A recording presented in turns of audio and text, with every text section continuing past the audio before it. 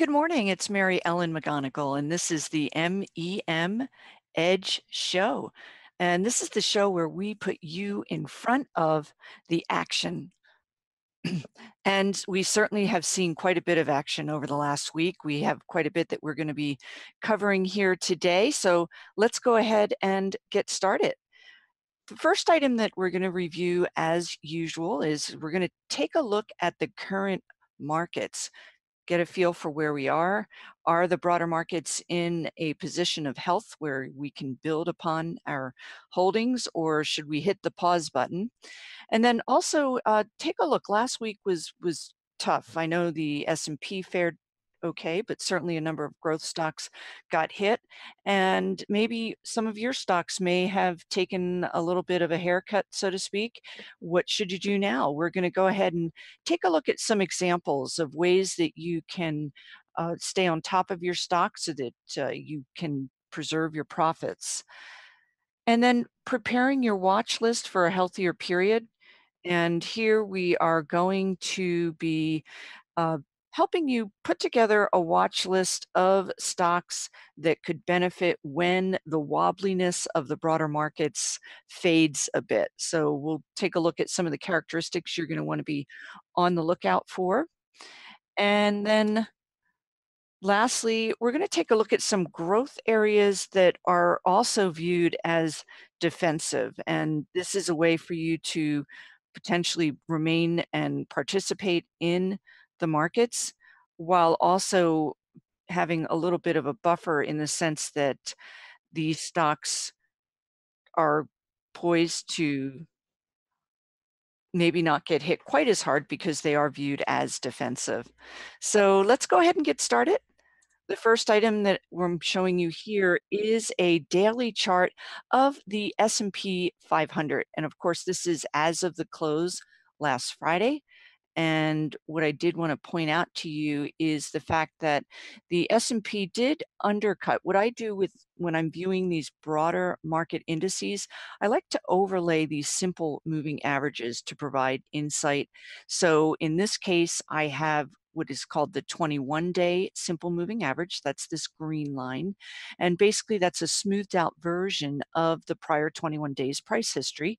And you can see how it really has acted as support here with the S&P until, of course, last week. And then the 50-day simple moving average is the red, and that, of course, is longer term. And that you can see has been also undercut. And from my work over my many, many years of viewing charts, viewing the broader markets, staying on top of the broader markets, a break below that 50-day simple moving average is going to be quite a bit more alarming than any break through the below the shorter term 21 day. So we did get that break. This was on Friday. And we can see that buyers did go ahead and come in and support stocks in the S&P 500 on that break. So that is generally viewed as constructive. It undercut, but then closed the day above that 50-day simple moving average. So the S&P 500, we're still in good standing there, but let's go ahead and move over and we'll take a quick look at the NASDAQ. And as many of you may know, the NASDAQ did get hit quite a bit harder. It was down over 3% last week. And we're looking again at a daily chart of the NASDAQ composite into the close last Friday. So for simple moving averages here, the green line, I've stuck with that 10-day simple moving average. But again, here we want to focus on this 50-day simple moving average. And we can see that the NASDAQ did cut below that last Thursday and even dropped below it further on Friday. But the other key indicator that I want to point you toward when you're looking at action relative to the broader market indexes, you really want to pay attention to volume characteristics. And so what I have down here below are the volume bars. And quite simply, you can see that in particular, Thursday's break below that 50-day simple moving average occurred on very big volume. And Friday's volume was above average as well. And the reason you want to key in on that is because this volume is telling you that institutions are heading for the exits, and that is definitely worth noting. These are the guys with the big money. They create these charts in essence. So when we see breaks on volume, they are going to be quite a bit more potentially telling.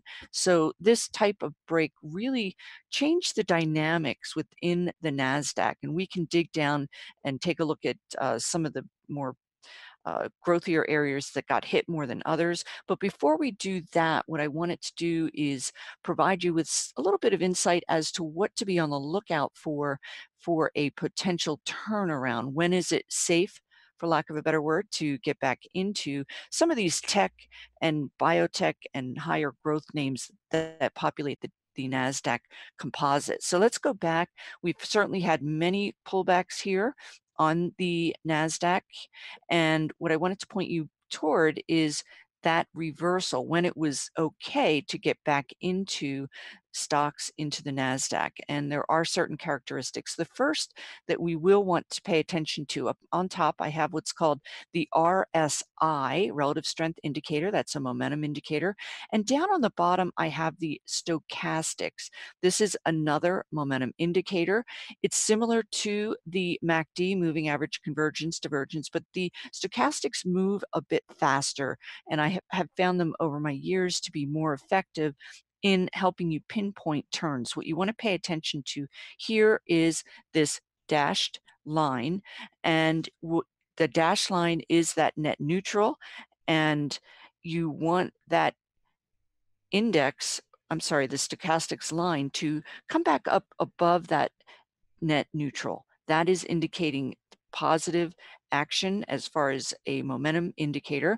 So let's go back to this July period when we had that pullback. A lot of software and semiconductor stocks pulled back and took the index with it. So we had a nice orderly pullback in this instance to the 50-day. But the first thing you want to key in on is most certainly that the decline has stopped. And so at the very least, as a starting off point, you want to see more of a back and fill. We've settled here. We are consolidating, if you will, and the decline is no longer taking effect. And from there, you want the index to break back above. Not only in this case, we will want to break back above the 50, also back above that 10-day simple moving average would be even more ideal. So a break back above your key simple moving average, coupled with your RSI trending positively and your MACD up above this net dash neutral. So we can see that we are getting all three of these signals simultaneously. We're also having this activity occur on volume. And that volume is going to give you that conviction. Institutions are back in, they're supporting the markets. So we did go ahead and have a nice rally, a 3.5-week rally, another pullback here. And then just to confirm, take a look here, very same dynamics as far as that turnaround and reversal in the markets back into positive uptrending. And this is, again, the stochastics back up above that net neutral dash line, your RSI trending positively, your break back above that simple moving average, all occurring on above average volume. So that's what we are going to be on the prowl and on the lookout for here in these markets. And again, another third time we had that very same occurrence. So let's go ahead. I talked about taking a look at where the strength is in the markets currently. And certainly it's been bit tricky here last week, a lot of shuffling going on. What I've done per usual is populated this candle glance view. This is from the initial page from stockcharts.com, and you can put in the ticker symbols for various indices as well as sectors, and I've done just that. We have the NASDAQ, the S&P, the Russell, and the Dow, also combined with technology, consumer discretionary, financials, industrials, and healthcare. And once you populate that into your candle glance down here on the bottom, what you can then do is overlay a technical indicator. And I went ahead and put the RSI in there, sorted it descending, and that was as of last Friday. Let's go ahead and update that. And what we can see quite clearly, this is the yield on the 10-year Treasury. And right now that is really quite explosive. We saw rates surge last week. The 10-year got up to 3.23, and that is in the forefront here in the way of strength. But as we move on, we can see that energy stocks are listed next. And we talked about energy last week. Oil prices are at a 4-year high. We have lower production, higher demand. So it's pushing up a lot of these energy stocks. And then the next grouping is healthcare. And as far as strength, so we're trying to get a sense of where the money flows are remaining, where there's not as much in the way of distribution, because as we drill down, we can see quite clearly a fall off the cliff, if you will. So let's go ahead and get back to that view. And actually, it looks to have dissipated there. But what I was going to go ahead and point out to you was the fact that we could see that financials were certainly under distribution, and then also technology. And ideally, I would love to be able to get that view back so that we can take a look at some of those sectors. But what I can do from here, quite simply, is go ahead into the candle glance, and beautifully it's here, but I don't know why it keeps moving back. But let's go ahead, and I'm going to keep my cursor still so we can view this. In this instance, we can see that I'm going to go ahead and add that RSI indicator, and we can take another quick peek because there are some items here that are worth pointing out to you so that we can really stay on top of these markets and where they are. So this view is taking into account the pre-populated information that is on the candlestick, on the candle glance, but we can certainly, I was going to point this out, that the VIX is continuing to trend upwards. So with the VIX, it's up actually another 8% today. So let's go ahead and take a quick look at the VIX. And for many of you not familiar, this is the volatility index, and it is giving more of a sentiment feel as far as how traders feel the volatility in the broader markets will be going forward. And what we want to key in on here, the volatility index right now is at 16. If it gets up above that 20, that seems to be an area where historically up above 20, we do tend to get the market comes back into favor, if you will. So that is certainly one thing that we can take a look at. And if I have a couple of minutes, I just wanted to get back to where we were before, as far as really being able to highlight for you which indexes and which areas of the market are exhibiting weakness versus areas of strength. And while I'm populating this, we can, of course, take a look and really review, talk about how interest rates have surged and the impact that has had on various markets. And in particular, last week, we did see the financials rally a bit, but not enough to warrant, it was rather anemic compared to the high uptick that we had in interest rates. So let's go ahead and repopulate this and see if we can get a little more informed here as far as the markets. And so what I did want to point out to you again, as far as strength to weakness, we can see that small cap stocks have really fallen off the cliff, so to speak. And as a general rule of thumb, the small caps do tend to lead the markets to the downside if we're entering a period of deceleration, of a pullback, or a correction. And we are in fact seeing that. Take a look at consumer cyclicals. This area really got hurt. Last week it was down over 4%. And then technology also down over 3%. The reason I'm pointing this out to you is that these are two areas of the market that had been showing relative outperformance into the beginning of last week.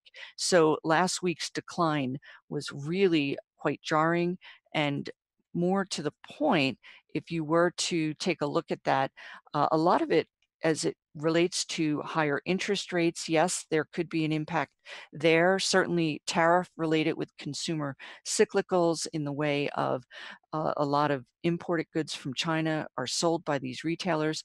But I would argue that a lot of it too could very well be profit taking. But whatever you name it, we have seen definitely a shift out of these high growth stocks into perhaps as to where the money is flowing into. We have not seen clear-cut signs yet, but certainly healthcare and industrials are holding in well.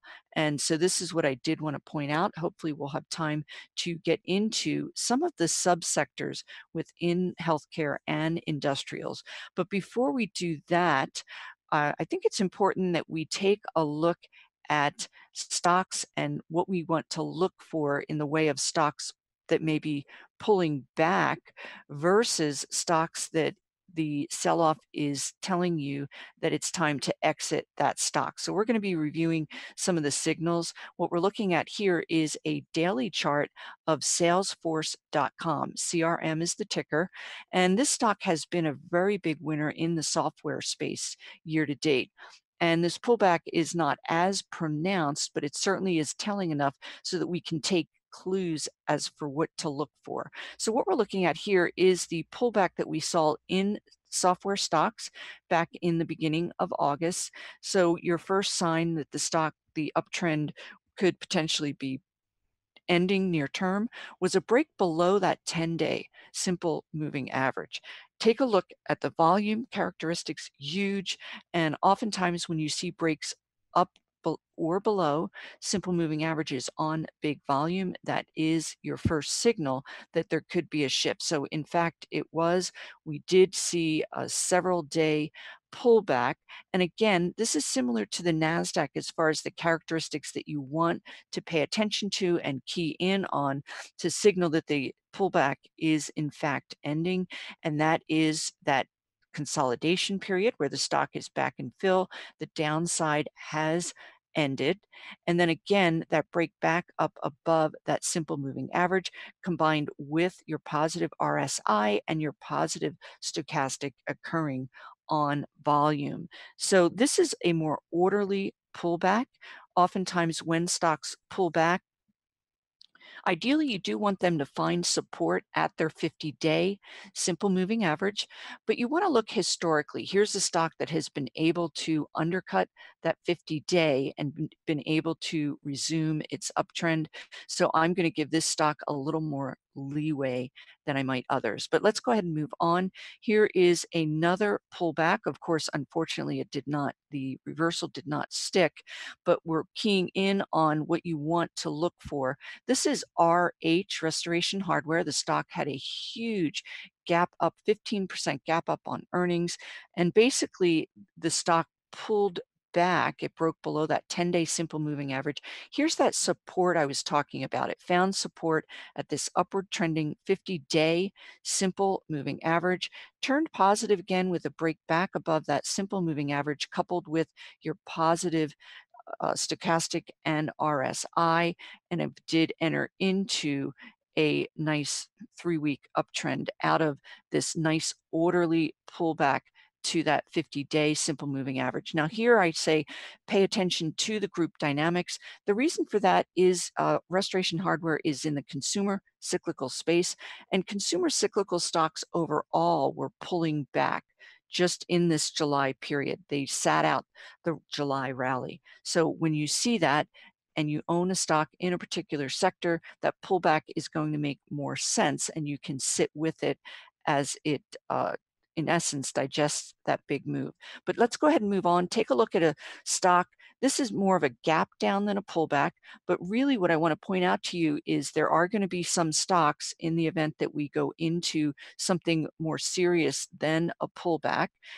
Certainly at this juncture, we are very orderly and in a pullback. But if we do get down the road and things get a little tougher, you will find stocks that will break down. And what I wanted to point out to you is the key differences in a pullback versus a breakdown.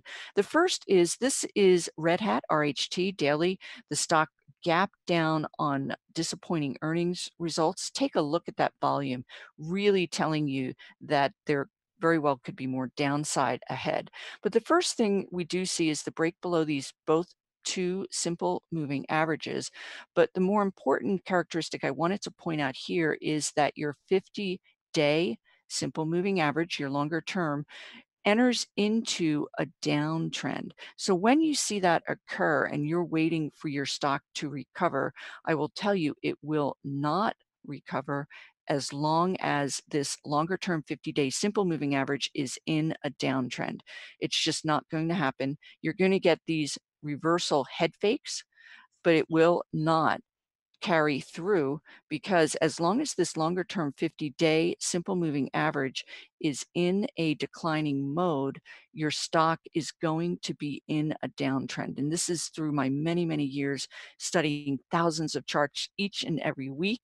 So the other item here, of course, is looking at the RSI and the MACD. So the RSI is remaining in negative territory. So we do get this head fake. It breaks back above. Kind of interesting, but I'll tell you, this longer term simple moving average trend is going to override any of these head fake attempts. The MACD is also staying below in that lower area there. So something to keep in mind when you're looking and reviewing your stocks, as far as, is it merely an orderly pullback, or is it something more serious? So let's go ahead and move on. I talked about reviewing defensive areas of the market that could also provide you with growth. And this is for those of you that may feel that we are currently in an area and in a period of the markets where you may want to get a little more defensive with your holdings. And we've reviewed this in the past, but I'm going to take it a little bit further.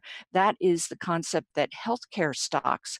Now, healthcare stocks, there is a lot in the way of innovation, a lot of growth going on, but also the fact of the matter is that the underlying services that healthcare stocks offer are going to be in demand regardless of higher interest rates, any kind of tariff fears, and certainly if the economy were to falter, you're still going to pay attention, and healthcare is still going to be in demand. So I would view this as a wonderful hunting ground, for lack of a better word. So let's go ahead and we can take a look. Certainly here is the group graph.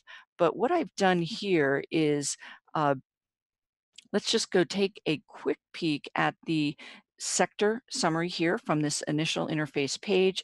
We can take a look at the healthcare sector. And what you can see here are the underlying subgroupings within healthcare. So we have the pharmaceuticals, healthcare providers. Biotechs are going to be a little riskier, not certainly as defensive as these other areas as medical supplies and the equipment guys. So from here, what I have done is taken those 5 subsectors using that candle glance again. And what you can see is I've sorted it by strength. And take a look at some of these subsectors. So we can see that on the left here, strength to weakness, the pharmaceutical show up as the currently strongest among those 5 subsectors, followed by the providers. Then we have medical supplies, biotech. You can see the biotechs got hit, and then medical systems. Now, I'll tell you, the reason these two are getting a little more hit, the medical supplies and systems, is because these are super high growth. They've been tearing up the market, outperforming on a much higher basis over the last 18 plus months. So some of this very well may be profit taking, but let's go ahead and key in on where the strength currently is. And again, that is going to take us to pharma and to the providers. So let's go back to this sector summary. Take a look at healthcare providers. What I'm trying to do here is point you toward how you can uncover possible candidates. So here we are with the healthcare providers, and we can then sort this by the scooter, SC TR. This is the stockcharts.com technical rating. Super wonderful because it takes not only just short term, it goes a little bit longer term, and it's really a wonderful indicator as far as pointing you toward areas of strength. And a lot of these better performing, stronger stocks are stronger for very sound reasons. Let's take a look at WellCare Group. And some of you might say, well, gee, it's already had such a big move. But what I do want to point out to you here is really how it is withstanding the broader market pressures. It's holding up really remarkably well. Fundamentally, the stock is very sound. It's on track for 28% improvement in earnings this year, 22% next year. Analysts are raising estimates. So what's going on with a lot of these healthcare providers is we are seeing unemployment at a 48-year low, and these corporations are needing to provide healthcare, and a lot of these companies are doing just that. This is HCA, another healthcare provider. You can see it's sitting up here beautifully, and it's finding support at an upward trending 10-day simple moving average. RSI is positive, MACD, and then also it has 35% earnings growth rate this year, 9% next. And one other last area as an area of defense is insurance stocks. These are stocks that benefit in higher interest rates environments because their portfolios, the insurance portfolios, are populated by bonds. And so a short, an uptick that such as we've been experiencing in interest rates is going to benefit. And here's Voya. This is a good example of one. They're on track for 39% earnings this year and then 24% next year. So I did want to go ahead and point that out to you. One last, we're kind of running a little bit out of time, but I also wanted to mention to you, for those of you that are still in the mood for stocks that are a little bit volatile, but certainly are showing strength, is the marijuana stocks. These stocks have been really quite volatile of late, but there is definite genuine interest in them. We're starting to see a little bit more in the way of institutions getting involved in some of these stocks. So I thought I would point out a couple of these names simply because this is where we're seeing movement. This is Canopy Growth, CGC. You can see the stock is really, again, holding up well in an environment that has been really quite tough. ACBFF is another one. A lot of these are Canadian. This is Aurora Cannabis, and this stock is actually up 5% today. It's breaking out of this base, and we can see that the RSI and the MACD are positive. So this is a constructive spot within that cannabis or marijuana. We can take a look at another stock. The ticker symbol is IGC. I'll help if I could type it in, IGC. And this is a stock that is in the beverage space that is picked up. So this is all keying in on Canadian, the legalization of cannabis for recreational use, and a lot of these companies are entering into or already have positions in this. This stock is up 33% today, but you can see it's really quite volatile. I would tread lightly, if you will, among some of these names, but I did want to point out to you that there is still vibrancy within that area. We did not get to the watch list, but that's something I'm going to cover next week because it is important, but generally you will want to look for strength, stocks that are able to withstand the market pressures, because once the market pressures lift, these are going to be your leadership names that will perform better. I'm going to leave it at that. And go ahead and take a look at my website, meminvestmentresearch.com. Reach out. I'll be happy to answer any questions.